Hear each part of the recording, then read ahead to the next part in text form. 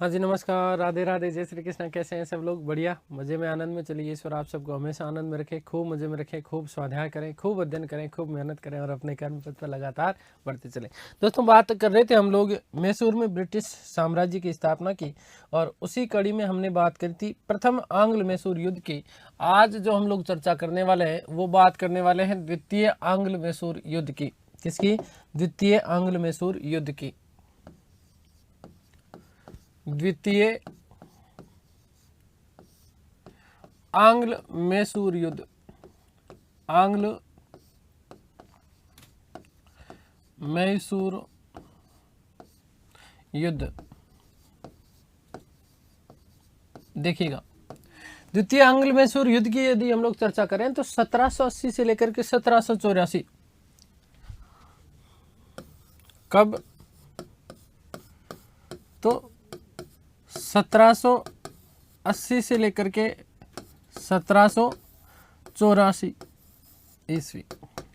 ठीक है, अब सुनिएगा इसके पीछे क्या कहानी है द्वितीय आंग्ल मैसूर युद्ध के पीछे, वो बात हम लोग कर लेते हैं। देखिए, सुनो भाई,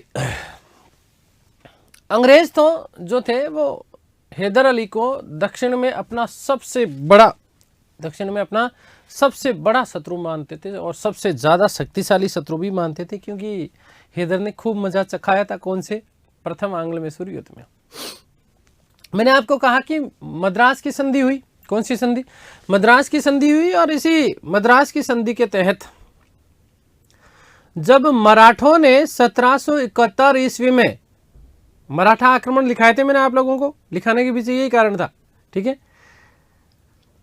1761 मैंने बताया छोटा आक्रमण था, हालांकि उसका कई जगह विवरण नहीं मिलता। 1764 बताया मैंने, ठीक है, 1766 बताया और 1771 बताया। ठीक है, ये मराठों के विशेष आक्रमण थे। ठीक है, 1764 मैंने आपको कहा अली बली का युद्ध। ठीक है, आगे बात समझ क्लियर। तो 1771 में देखो, ध्यान रखना, इन मराठों ने हैदर के ऊपर क्या किया था? आक्रमण किया। मैंने आपको कहा कि मद्रास की संधि के तहत दोनों के मध्य एक शर्त थी कि अंग्रेजों की रक्षा की जाएगी शत्रुओं से। किसके द्वारा? हैदर के द्वारा। यदि कोई भी आपत्ति आती है तो उस स्थिति में अंग्रेजों की रक्षा करेगा हैदर, और हैदर के ऊपर यदि किसी की आपत्ति आती है, हैदर के ऊपर किसी भी प्रकार की, तो उस स्थिति में अंग्रेज जो है उसकी क्या करेंगे? मदद करेंगे। अब देखो, 1771 में जब इन मराठों ने आक्रमण किया, किसके ऊपर? हैदर के ऊपर, तो इस स्थिति में अंग्रेजों ने हैदर की मदद नहीं की। पहला कारण। दूसरा, हैदर जो था वो गुंटूर के ऊपर जो है अधिकार करना चाहता था। किसके ऊपर अधिकार करना चाहता था? गुंटूर पर, और गुंटूर एक तरीके से अंग्रेजी साम्राज्य का हिस्सा था। ठीक है, पहली बात। आगे बात समझ क्लियर है? 1773 ईस्वी में अंग्रेजों ने मैसूर की सीमा में स्थित फ्रांसीसी कोठी, जिसका नाम था माहे, क्या नाम था? माहे। इस माहे के ऊपर क्या कर लिया? नियंत्रण कर लिया, जो कि इस युद्ध का सबसे बड़ा तात्कालिक कारण माना जाता है। आगे बात समझ क्लियर है? तो अब देखो, हैदर अली ने फिर एक काम किया। ठीक है, क्या काम किया? कि एक बार फिर से जो है हैदर अली ने एक बार फिर जो है निजाम व मराठों के साथ में मिलकर के अंग्रेजों के विरुद्ध संधि की, और संधि करने के साथ ही साथ क्या बनाया? त्रिगुट बनाया। और 1780 ईस्वी में, कब? 1780 ईस्वी में कर्नाटक के ऊपर क्या कर दिया था? आक्रमण कर दिया। और यही आंग्ल मैसूर युद्ध की क्या मानी जाती है? शुरुआत मानी जाती है। क्या मानी जाती है? शुरुआत मानी जाती है। लेकिन अंग्रेजों ने यहां इस बार अंग्रेजों ने कूटनीति की। जैसे पहले अंग्रेजों ने त्रिगुट बनाया, हैदर ने कूटनीति की, तो इस बार अंग्रेजों ने जो है क्या करी? कूटनीति की। और कूटनीति के तहत हैदराबाद के निजाम और मराठों को अपने पक्ष में कर लिया। आगे बात समझ क्लियर है? अब देखो, हैदर अली ने क्या किया? हैदर अली ने, अंग्रेज जनरल थे जिनका नाम था बेली, समझना पहले फिर एक साथ लिखूंगा। अंग्रेज जनरल थे जिनका नाम था बेली। इस बेली को काजीवरम के युद्ध में पराजित किया, और पराजित करने के साथ ही साथ देखो, ध्यान देना, हैदर अली का कथन क्या था? कि वो आरकाट से अंग्रेजों को भगाएगा। ठीक है। तो इसी के साथ में आर्काट द्वीप के ऊपर जो है हैदर अली ने क्या कर लिया था, अधिकार कर लिया, कब्जा कर दिया, ठीक है। जनरल बेली को पराजित कर दिया और आर्काट द्वीप के ऊपर क्या कर लिया था, अधिकार कर लिया। अब सुनो आगे की कहानी। 10 सितंबर 1780 ईस्वी को 10 सितंबर 1700 ईस्वी को एक नया व्यक्ति आ रहा, देखो कौन, टीपू। कौन, टीपूड़ा, टीपू सुल्तान। इस टीपू ने जनरल बेली को पोलीलूर, कौन सा, पोलीलूर नामक स्थान पर बहुत बुरी तरीके से धोया। उसको ऐसे लगता था बेली को, यार ये तो टीपू है, लेकिन टीपू टीपू था भाई साहब, है ना। दे धमाधम दे धमाधम दे धमाधम, बहुत बुरी तरीके से धोया किसको, बेली को, और बेली की बेली खराब कर दी, ठीक है। आगे बात समझ, 1780 की बात है ये, 10 सितंबर 1780 की, ठीक है। पोलीलूर नामक स्थान पर बहुत बुरी तरीके से जो है बेली को क्या कर दिया था, पराजित कर दिया। 1781 ईस्वी में, कब, 1781 ईस्वी में जनरल आयरकोट ने पोर्टो नोवा, क्या नाम, पोर्टो नोवा और सेलिदपुर, क्या चीज, सेलिदपुर के युद्ध में हैदर अली को क्या कर दिया था, पराजित कर दिया। 1782 में पोलीलोरल का युद्ध जो था वो अनिर्णायक रहा वस्तु थे, ठीक है।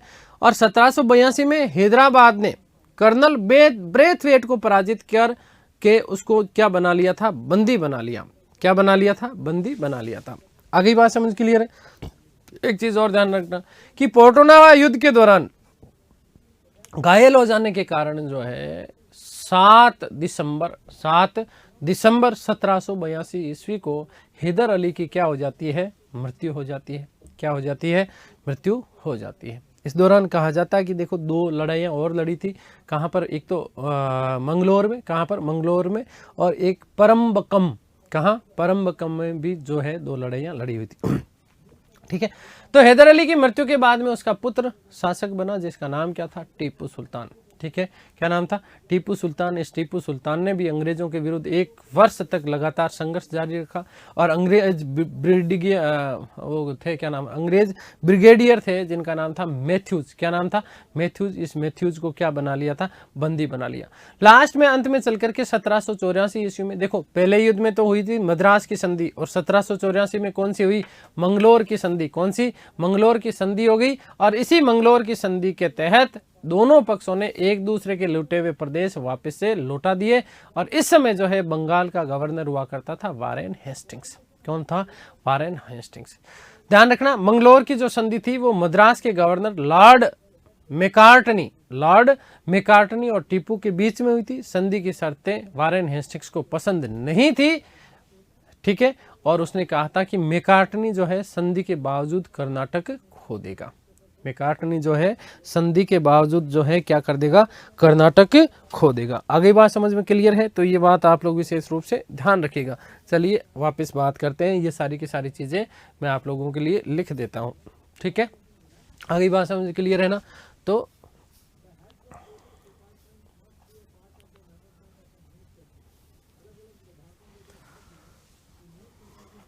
बात करते हैं कारण की। बात करते हैं कारण की। तो कारण नंबर 1, पहला कारण, क्या कारण था कि 1771 ईस्वी में मराठों ने, किसने, मराठों ने हैदर पर आक्रमण किया। हैदर पर आक्रमण किया।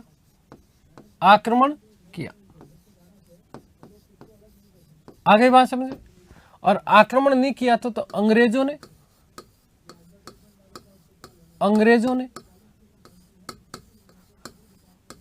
मद्रास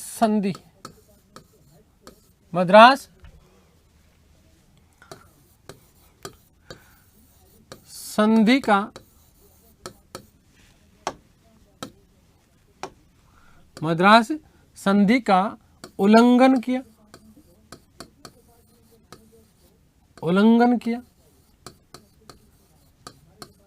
हैदर की सहायता नहीं की।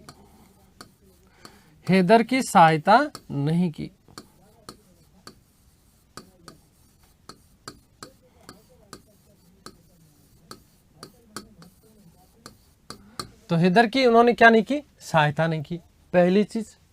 दूसरा, नंबर 2 कारण कि हैदर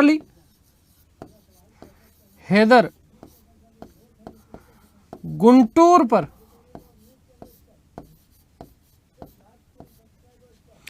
अधिकार करना चाहता था, अधिकार करना चाहता था, करना चाहता था। आगे बात समझ, जो कि अंग्रेजों को ये चीज नापसंद आई। ठीक है, आगे बात समझ क्लियर है। फिर सबसे बड़ी बात क्या चीज कि 1773 में, कब, 1773 में अंग्रेजों ने, किसने, ध्यान देना, अंग्रेजों ने मैसूर की सीमा में स्थित, नंबर 3 मोस्ट इंपोर्टेंट, अंग्रेजों ने मैसूर की सीमा पर स्थित फ्रांसीसी कंपनी थी, फ्रांसीसी कोठी थी जिसका नाम था माहे। ठीक है, इस माहे के ऊपर क्या कर लिया था, अधिकार कर लिया। 1773 ईस्वी में, 1773 ईस्वी में अंग्रेजों ने, किसने, अंग्रेजों ने, किसने, अंग्रेजों ने, ध्यान दीजिएगा बता, 1773 में अंग्रेजों ने क्या किया, मैसूर की सीमा में स्थित, मैसूर स्थित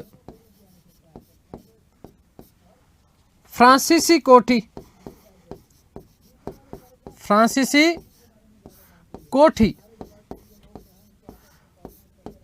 क्या नाम था, माहे पर अधिकार कर लिया, माहे पर क्या कर लिया, अधिकार। और वैसे ही हैदर और फ्रांसीसियों के बीच में तो क्या था, पहले से जो है मित्रता वाली बात थी। आगे बात समझ क्लियर है। तो माहे पर अधिकार कर लिया, अधिकार कर लिया। ध्यान रखना कि यह तात्कालिक कारण माना जाता है, यह तात्कालिक कारण था, तात्कालिक कारण था। ठीक है, तो ध्यान देना, आपसे पूछा भी जा सकता है कि द्वितीय आंग्ल मैसूर युद्ध का तात्कालिक कारण क्या था, तो अंग्रेजों ने मैसूर में फ्रांसीसी कोठी माहे के ऊपर क्या कर लिया था, अधिकार कर लिया था। और यही इसका क्या था, तात्कालिक कारण था। क्या था, तात्कालिक कारण था। आगे बात समझ क्लियर है। तो ये चीज आप लोग विशेष रूप से ध्यान रखिएगा।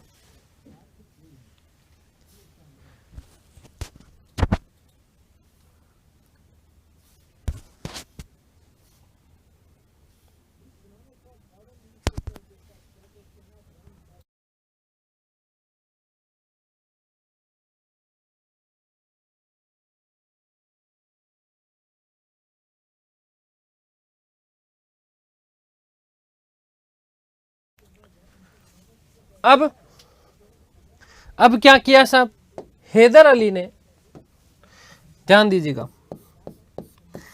कि हैदर अली ने, किसने, हैदर अली ने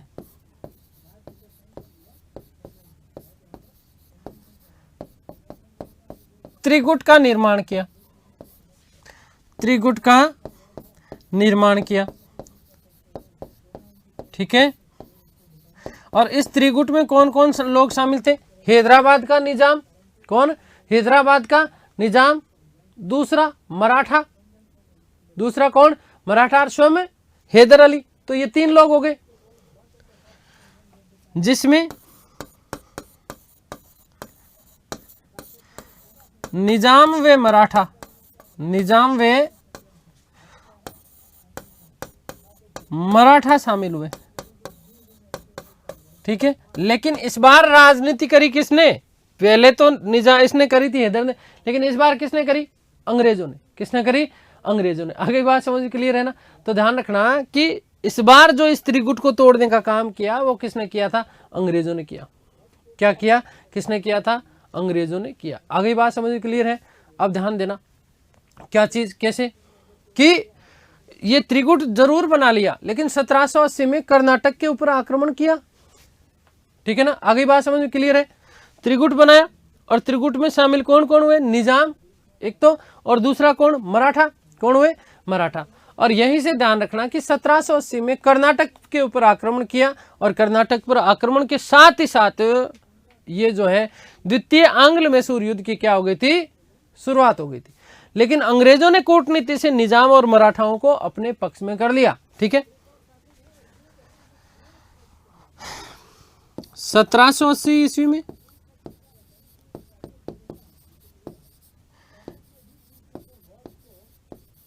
हैदर ने कर्नाटक पर आक्रमण कर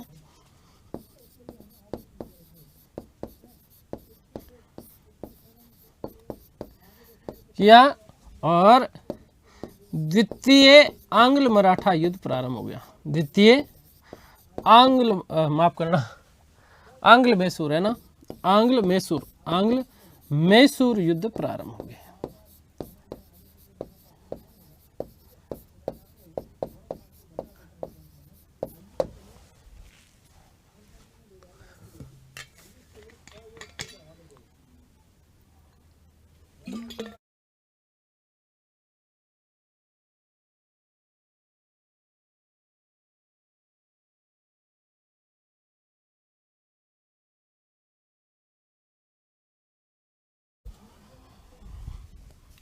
एक बात लिख रहा हूं कि अंग्रेजों ने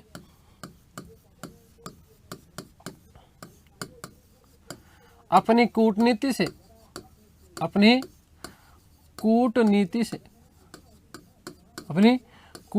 से निजाम व मराठों को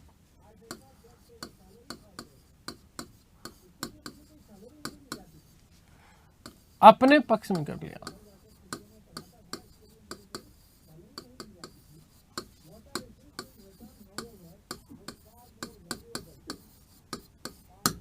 ठीक है, आगे बात समझ क्लियर है। तो इस बार अंग्रेजों ने कूटनीति की।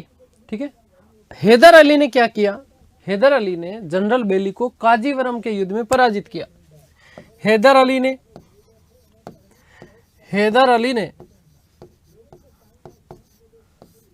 अंग्रेज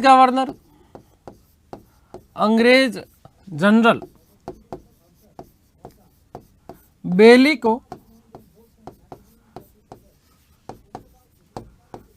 काजीवरम, कौन सा है, काजीवरम के युद्ध में पराजित किया। कौन से युद्ध में पराजित किया, काजीवरम के युद्ध में पराजित किया।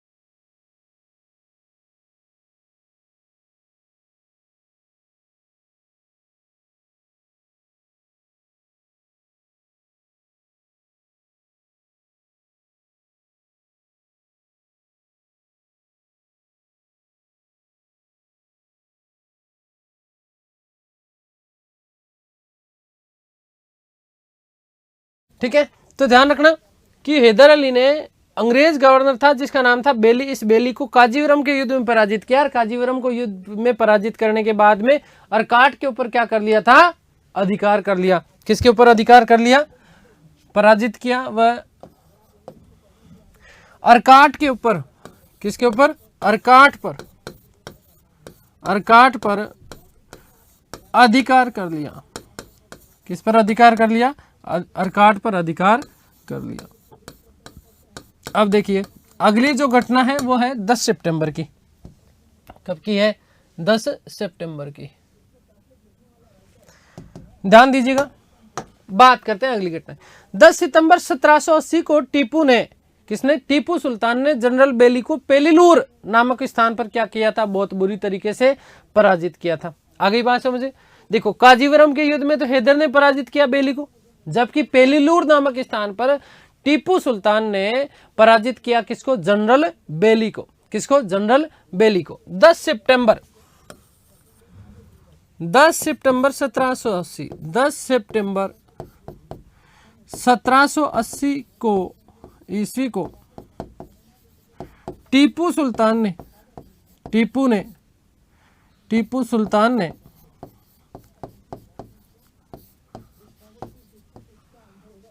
जनरल बेली को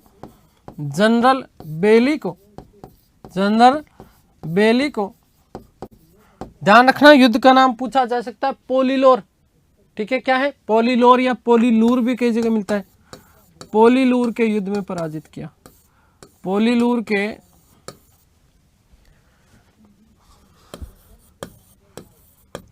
युद्ध में पराजित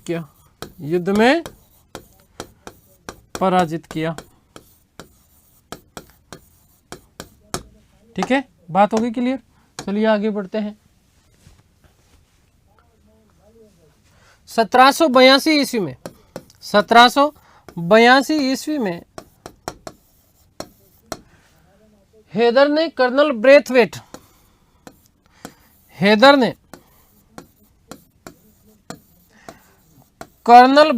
को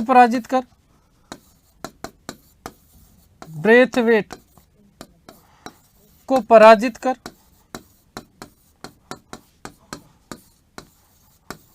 बंदी बना लिया।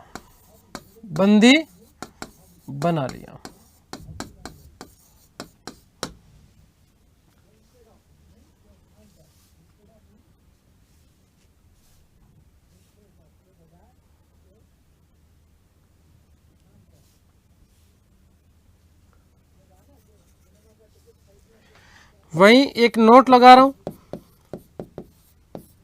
कि 1781 ईस्वी में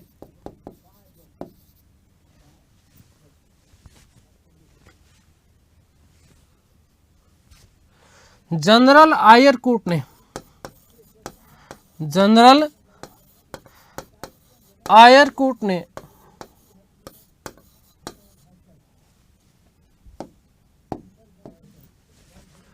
पोर्टोनोवा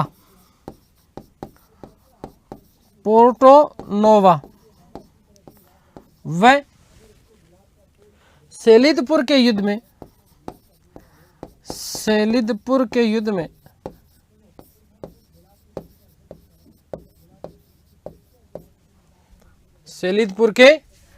में हैदर अली को पराजित किया।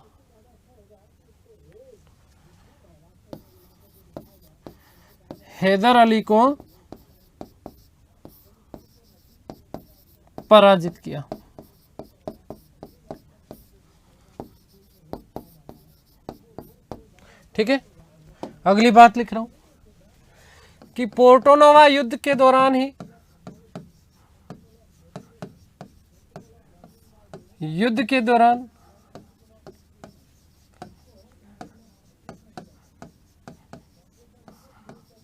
घायल हो जाने के कारण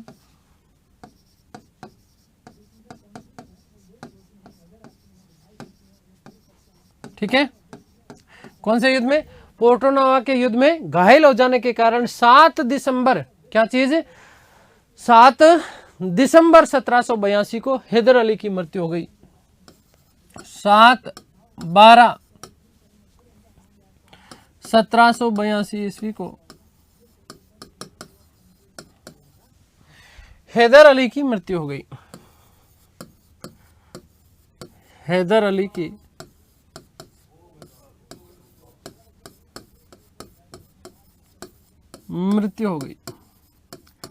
किसकी मृत्यु हो गई थी? हैदर अली की मृत्यु हो गई। तो इस प्रकार से क्या चीज है?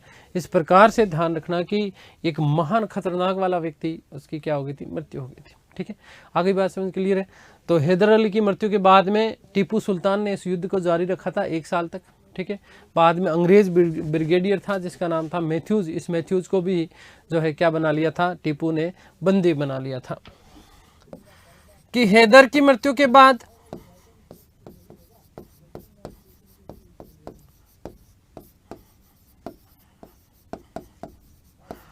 पुत्र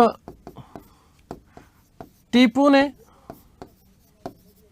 संघर्ष जारी रखा।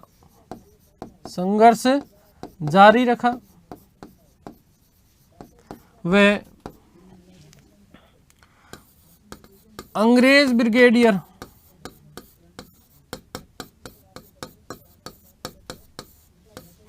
मैथ्यूज को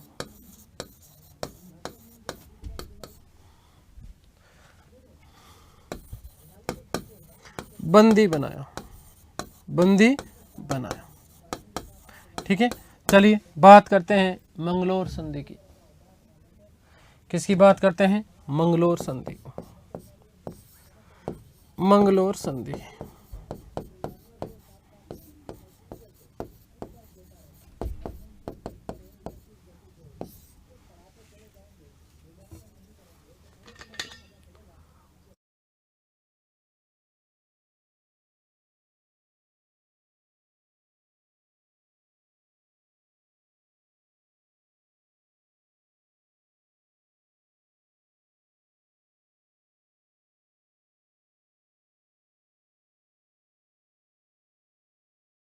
तो 1784 ईस्वी किसके मध्य?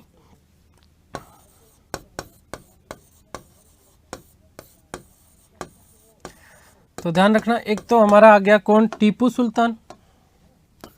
कौन? टीपू सुल्तान।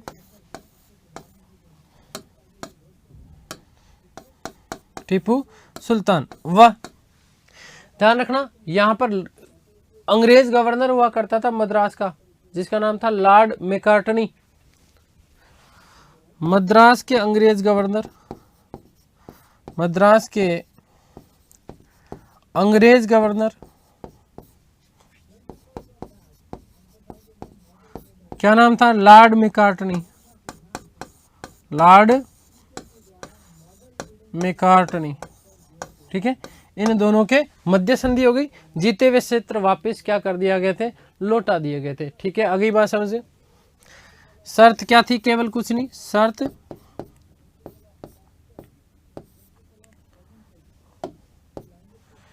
कि एक दूसरे के जीते हुए क्षेत्र वापस लौटा दिए, वापस लौटा दिए। ठीक है, वापस से लौटा दिए और इसी के साथ काम खत्म हो गया। ठीक है, आगे बात समझिए। इस समय ध्यान रखना कि बंगाल का जो गवर्नर था वो था वारेन हेस्टिंग्स, और इस वारेन हेस्टिंग्स को ये चीज़ जो है समझ में नहीं आई थी, अच्छी नहीं लगी, पसंद नहीं आई ये चीज़, और इसलिए उसने कहा कि मैकार्टनी जो है वो संधि के बावजूद कर्नाटक को खो देगा, कर्नाटक को खो देगा। बात करते हैं थोड़ी सी अब टीपू सुल्तान की। किसकी बात करते हैं? टीपू सुल्तान की। देखो ध्यान रखना, प्रथम आंग्ल मैसूर युद्ध कौन सी संधि से समाप्त हुआ? मद्रास की संधि। दूसरे की यदि हम बात करें तो ध्यान रखना मंगलोर की संधि। कौन सी? मंगलोर की संधि। अब हम लोग बात करते हैं टीपू सुल्तान की। किसकी बात करते हैं? टीपू सुल्तान की।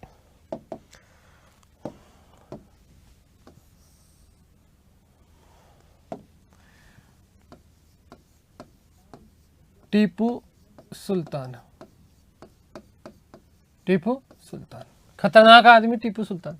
ठीक है, टीपू सुल्तान की यदि हम बात करें तो 1782 से लेकर के 1799, 1782 से लेकर के 1799 ईस्वी तक जो रहा वो कौन था? टीपू सुल्तान। कौन रहा? टीपू सुल्तान। आगे बात समझ में क्लियर है? चलिए, टीपू सुल्तान बड़ा विद्वान व्यक्ति था, बहुत पढ़ा लिखा था, अनेक भाषाओं का ज्ञाता माना जाता है। किसको? टीपू सुल्तान को। ध्यान रखना, टीपू सुल्तान ने सुल्तान की उपाधि धारण की थी। वस्तुतः नाम तो इसका टीपू ही था, और 1787 ईस्वी में अपने नाम के इसने क्या चलवाए थे? सिक्के चलवाए थे। ध्यान रखना, टीपू ने खुतबे में अपना नाम शामिल करवाया और साथ ही साथ शासन की वैधता के लिए खलीफा से सनद का अनुरोध किया। आगे बात समझ क्लियर है? तो ध्यान रखना कि सनद की मांग करी थी किसने? टीपू ने। ठीक है, आगे बात समझ ध्यान दीजिएगा कि टीपू ने सुल्तान की उपाधि धारण की, सुल्तान की उपाधि धारण की, उपाधि धारण की। पहली बात, अपने नाम के सिक्के चलवाए, अपने नाम के सिक्के चलवाए, सिक्के चलवाए। और साथ ही साथ ध्यान दीजिएगा कि खलीफा से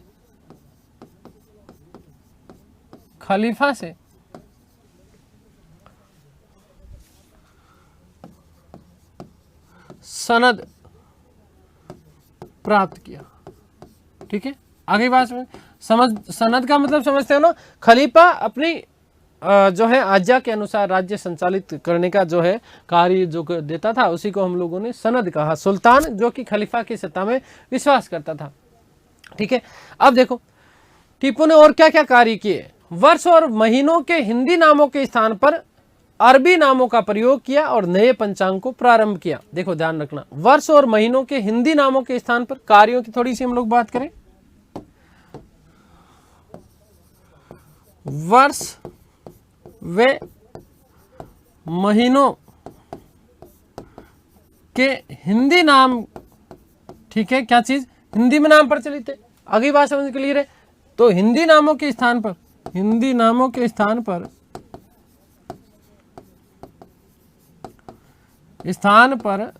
क्या चीज बेटा, अरबी, ध्यान रखना, अरबी नामों का प्रयोग किया और नए पंचांग प्रारंभ किए।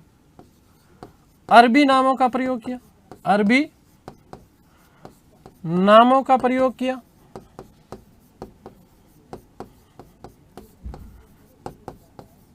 वे नए पंचांग,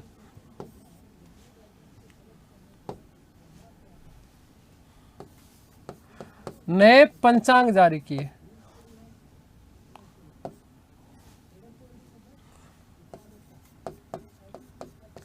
नए पंचांग जारी किए। ठीक है, आगे बात समझ क्लियर है। तो ये बात आप लोग विशेष रूप से ध्यान रखना।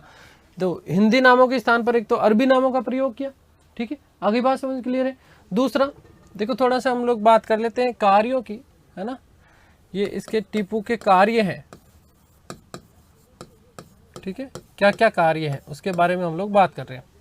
ठीक है, इसके अलावा यदि हम बात करें टीपू सुल्तान की, तो 1784 में टीपू ने साम्राज्य को 7 प्रांतों में विभाजित कर दिया। और ध्यान रखना, जिसे आसाफी या आसफी टुकड़ी कहा जाता था। अपने साम्राज्य को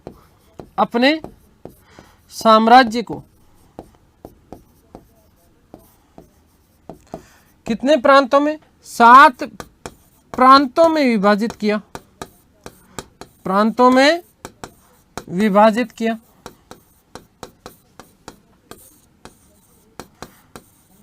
ध्यान रखना, प्रांत को, क्या चीज, प्रांत को आसपी टुकड़ी, क्या चीज, आसपी टुकड़ी कहा जाता था।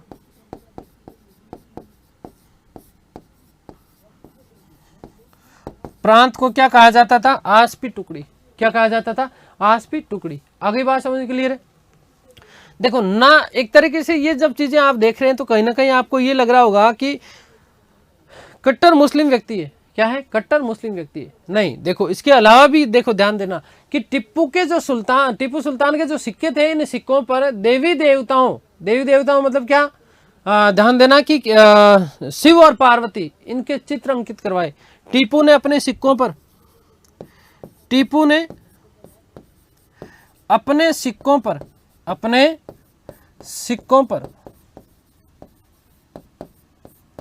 शिव व पार्वती के चित्र भी अंकित करवाए। ठीक है, इसके अलावा श्रृंगेरी मठ, ठीक है ना, उसकी मरम्मत करवाई। ठीक है, श्रृंगेरी मठ, ध्यान रखना क्या चीज, श्रृंगेरी मंदिर जो था इसकी पुनर्निर्माण करने के लिए, ठीक है ना, और शारदा देवी की मूर्ति स्थापना करने के लिए इसने खूब सारा धन भी दिया। श्रृंगेरी, ठीक है ना, मंदिर व वहां माता शारदा की मूर्ति की स्थापना हेतु मूर्ति की स्थापना हेतु धन दिया। किसने? टीपू सुल्तान ने।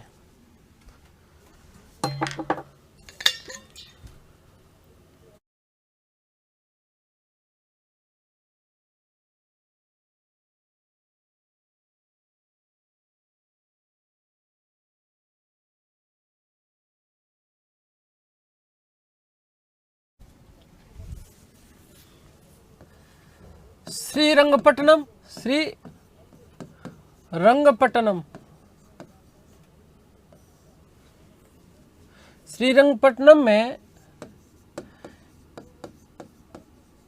हिंदू, ध्यान दीजिएगा, श्रीरंगपट्टनम में जो हिंदू मंदिर थे, जैसे है ना, श्रीरंगपट्टनम का दुर्ग, ध्यान देना, क्या चीज? श्रीरंगपट्टनम दुर्ग में स्थित, ठीक है। कौन सा मंदिर? ध्यान रखना, रंगनाथ नरसिंह का मंदिर था, ठीक है। रंगनाथ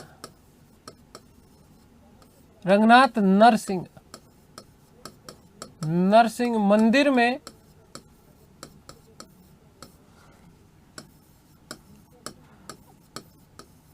पूजा जारी रखी, मतलब पूजा बंद नहीं करी उसने। वहां पे मंदिर में पूजा हो रही थी, कोई दिक्कत नहीं भैया, पूजा करो। हिंदू अपने भगवान को मानेगा, मुस्लिम अपने धर्म को मानेगा। आगे बात समझ। ध्यान रखना कि टीपू सुल्तान प्रथम ऐसा शासक था जिसने पाश्चात्य व्यवस्था को अंशतः अपनाया था। क्या करा था? पाश्चात्य प्रशासनिक व्यवस्था को अपनाया। प्रथम शासक जिसने, ठीक है, इंपॉर्टेंट कर लेना इसको, जिसने पाश्चात्य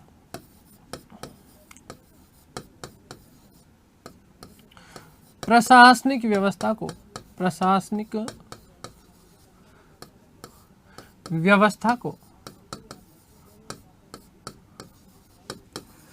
अपनाया।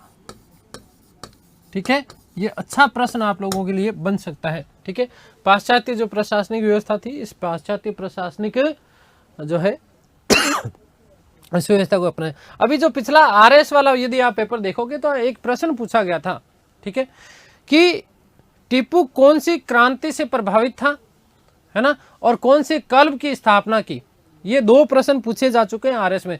तो ध्यान रखना कि टीपू जो था वो फ्रांसीसी क्रांति से प्रभावित था और इसी से प्रभावित होकर के श्रीरंगपट्टनम में जैकोबिन क्लब जो है क्लब की स्थापना की और उसका क्या बना था, सदस्य बना। ये प्रश्न आरएस में पूछा जा चुका है। मोस्ट इंपोर्टेंट प्रश्न बनता है, ध्यान रखना, मैं इसको इंपोर्टेंट डाल रहा हूं, वेरी मोस्ट इंपोर्टेंट, जो आरएस में पूछा जा चुका है कि टीपू सुल्तान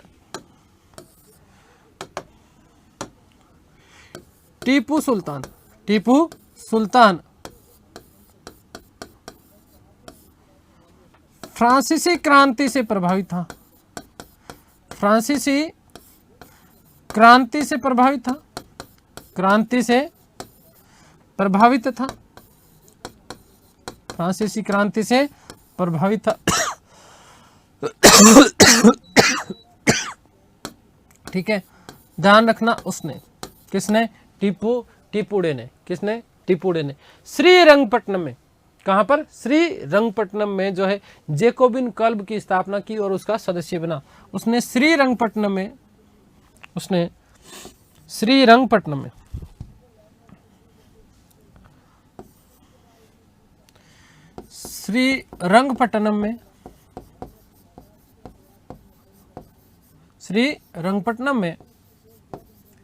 क्या चीज, ये अभी पूछा जा चुका है, जैकोबिन, ठीक है, जैकोबिन क्लब की स्थापना की, क्लब की स्थापना की, वह उसका सदस्य बना, वह उसका सदस्य बना, आगे बात समझ। और साथ ही साथ ध्यान रखना कि टीपू ने श्रीरंगपट्टनम में स्वतंत्रता का वृक्ष लगवाया। क्या लगाया?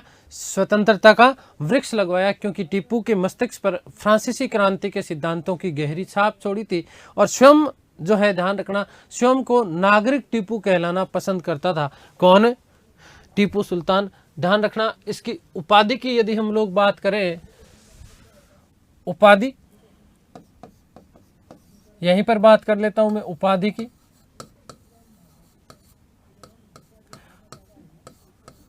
तो ध्यान रखना, मोस्ट इंपॉर्टेंट, अच्छा, बहुत अच्छा प्रश्न बन सकता है। क्या चीज, क्या कहलाना पसंद करवाता था? तो नागरिक टीपू। स्वयं को नागरिक टीपू, क्या चीज? नागरिक टीपू कहलवाना, टीपू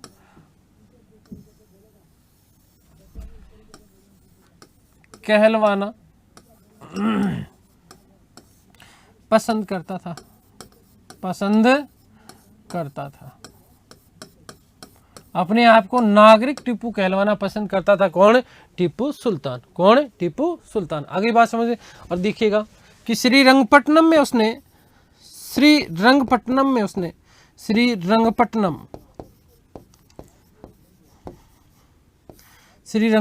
उसने स्वतंत्रता का वृक्ष लगवाया। स्वतंत्रता का क्या लगवाया? वृक्ष लगवाया।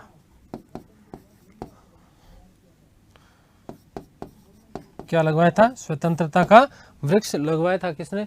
टीपू सुल्तान ने। किसने? टीपू सुल्तान।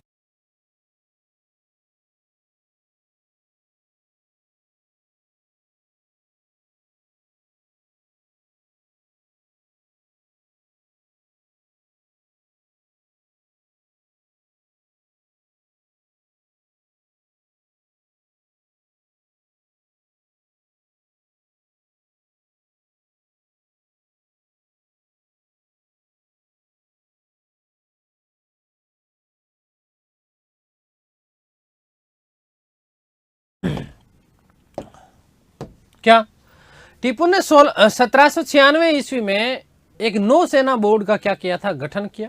और मंगलोर, मौलिदाबाद और दाजिदाबाद, मंगलोर, मौलिदाबाद और दाजिदाबाद में जो है बंदरगाहों का क्या करवाया था? निर्माण किया।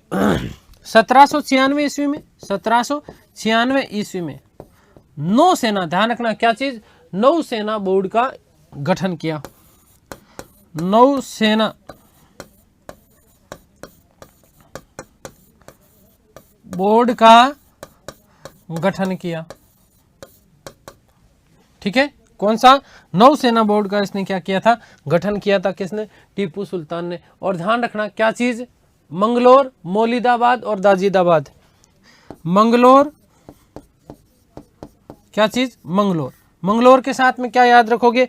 ध्यान रखिए, क्या? मौलिदाबाद। और क्या याद रखोगे? दाजिदाबाद। मौलिदाबाद, मौलिदाबाद। एक शब्द क्या याद रखोगे? दाजिदाबाद। क्या चीज? दाजिदाबाद।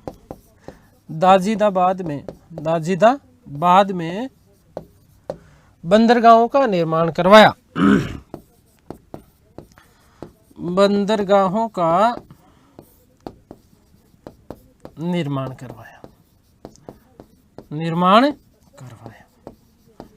ठीक है, देखो, यदि मैसूर से प्रश्न आएगा तो टीपू सुल्तान से आपका प्रश्न 101% बनता है। ठीक है, टीपू ने अपनी सेना की मदद, मतलब टीपू ने अपनी सेना की फ्रांसीसियों की मदद से उन्हीं की तरह, फ्रांसीसियों की तरह अपनी सेना को बना लिया था।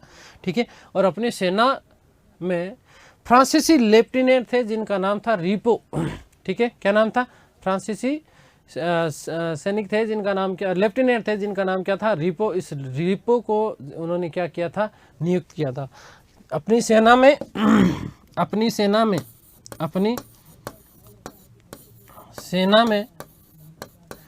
फ्रांसीसी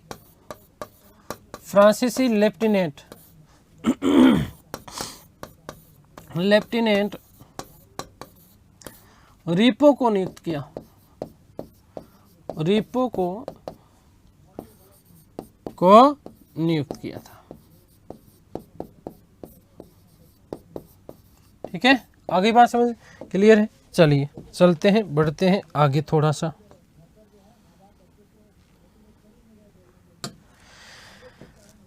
चलिए सर, विदेशी व्यापार को बढ़ाने के लिए एक तो कई देशों के साथ में इसने जो है मित्रवत व्यवहार भी किए थे और कई देशों के साथ में इसने कई संधियां भी की थी। विदेशी व्यापार को बढ़ाने के लिए मस्कट, ऑर्मुज, जेद्दा और अदन में व्यापारिक दूत नियुक्त किए थे और विदेशों में आधुनिक पद्धति के दूतावास जो है इसने क्या कर रहे थे, स्थापित किए थे। ये चीज़ भी आप लोग विशेष रूप से ध्यान रखना। एक चीज़, चलिए ये तो खैर ज़्यादा विशेष बात नहीं है, लेकिन एक चीज़ और ध्यान रखना कि टीपू के प्रशासन में प्रधानमंत्री या वजीर का पद नहीं होता था। ठीक है, एक व्यक्ति होता था जिसका नाम था मीर आसिफ। क्या नाम था? मीर आसिफ। और इस मीर आसिफ के अधीन 7 विभाग होते थे। क्या होते थे? 7 विभाग होते थे। व्यक्ति का नाम क्या था? मीर आसिफ। ठीक है ना। तो टीपू के, थोड़ी सी हम बात करते हैं प्रशासन की। प्रशासन की, ठीक है, ध्यान रखना कि टीपू के शासन में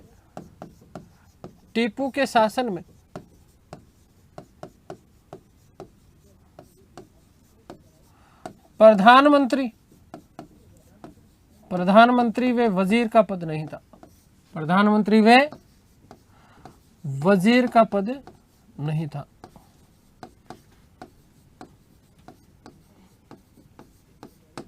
तो क्या था भाई? ठीक है, कौन सा पद था? तो ध्यान रखना आसिफ। ठीक है ना, क्या था? आसिफ, मीर आसिफ। इसके स्थान पर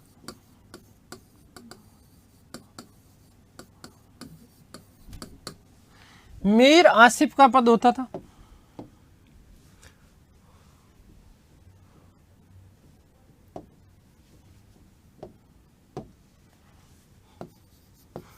मीर आसिफ का पद होता था।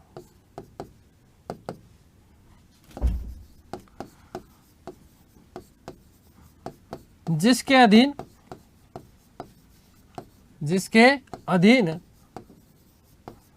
7 विभाग होते थे। 7 विभाग थे। कितने विभाग थे? 7 विभाग थे। आगे बात समझ क्लियर है ना। दूसरा ध्यान रखना कि टीपू ने जमींदारी व्यवस्था त्यागी और कृषकों के साथ में सीधा संपर्क स्थापित किया। जमींदारों के पैतृक अधिकार समाप्त कर दिए और किसानों को उसने तकावी ऋण भी क्या कर दिया था? प्रदान कर दिया। ध्यान रखना कि जमींदारी व्यवस्था को त्यागा उसने। टीपू ने जमींदारी व्यवस्था, क्या चीज?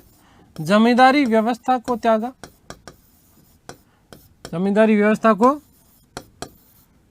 त्यागा। ठीक है, उनके पैतृक अधिकार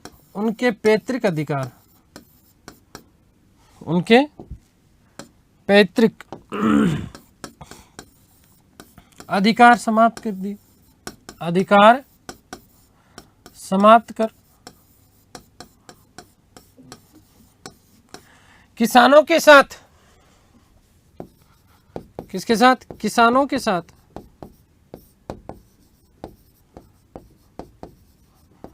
सीधा संपर्क स्थापित किया। सीधा संपर्क स्थापित किया।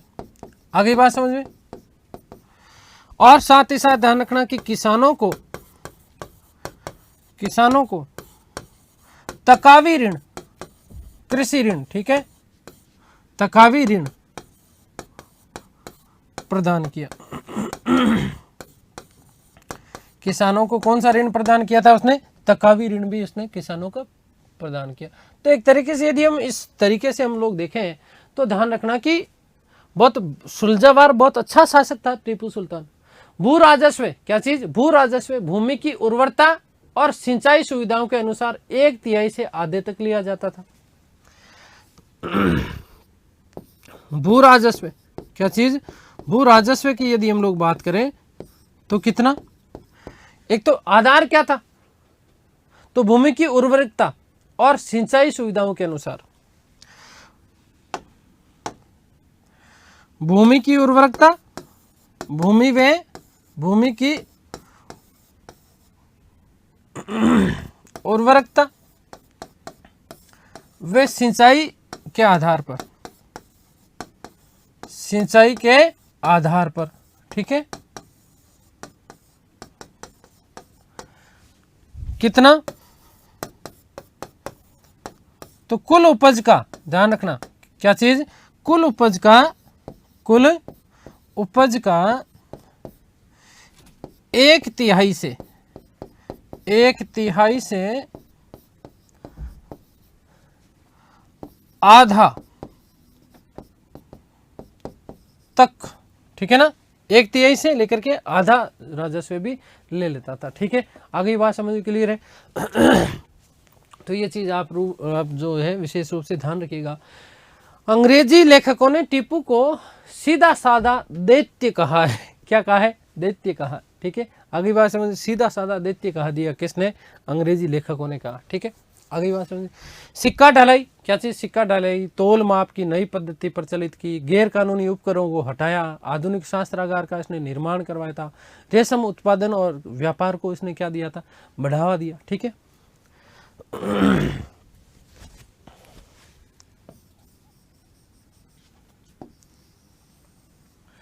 इसके अलावा रेशम व्यापार को क्या दिया इसने? बढ़ावा दिया था। रेशम व्यापार को इसने क्या किया था? बढ़ावा दिया था। किसने? टीपू सुल्तान ने। किसने दिया था? टीपू सुल्तान ने, ठीक है। इसके अलावा एक चीज और ध्यान रखना, भू राजस्व में लिख देता हूं कि तोलवे माप की, क्या चीज? तोलवे माप की नई पद्धति इसने चालू की और गैर कानूनी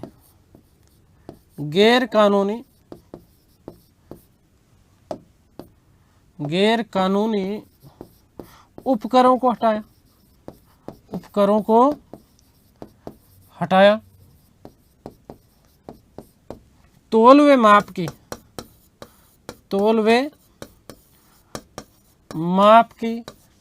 नई पद्धति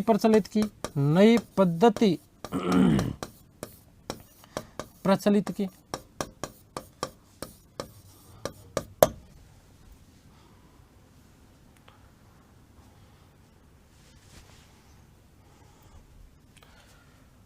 और इसने कई जो है आधुनिक शास्त्रागार भी, उनका भी उसने क्या करवाया था? निर्माण, ठीक है। तो इस प्रकार से बढ़िया, बहुत शानदार वाला शासक था कौन? टीपू।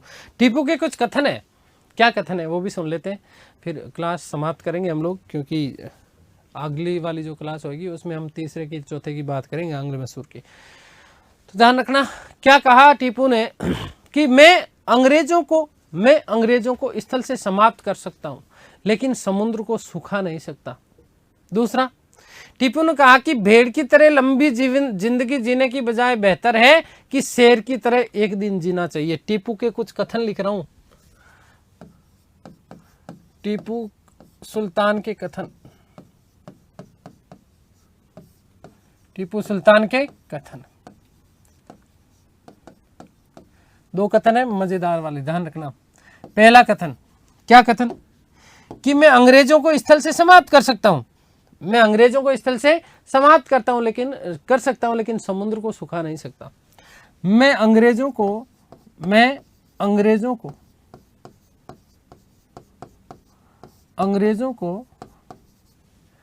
समाप्त कर सकता हूं,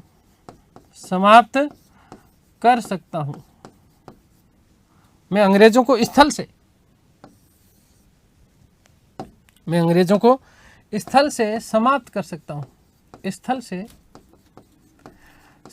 सकता हूं, ठीक है, समाप्त कर सकता हूं,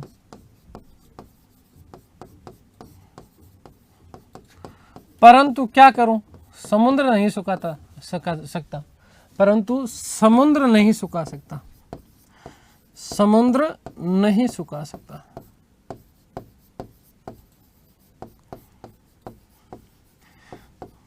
ठीक है। नंबर 2, नंबर 2 उसने क्या कहा, बड़ा मजेदार कथन है। उसने कहा कि भेड़ की तरह लंबी जिंदगी जीने से बेहतर है कि आप एक दिन जिए, लेकिन किसकी तरह जिए, शेर की तरह जिए। भेड़ की तरह, भेड़ की तरह लंबी जिंदगी जीने की बजाय, जिंदगी जीने की बजाय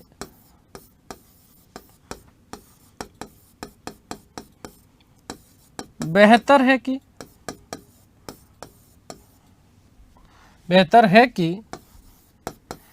शेर की भांति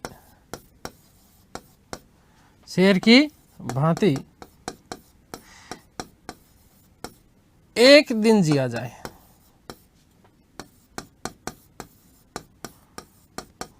ठीक है, और ध्यान रखना, लास्ट बात में लिख रहा हूं कि अंग्रेजों ने टीपू को सीधा साधा दैत्य कहा। अंग्रेजी लेखकों ने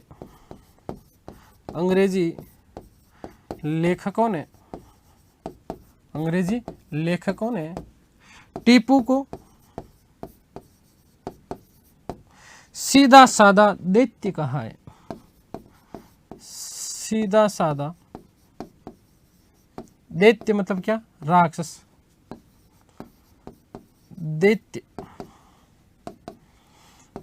कहकर संबोधित किया है, कहकर संबोधित किया है।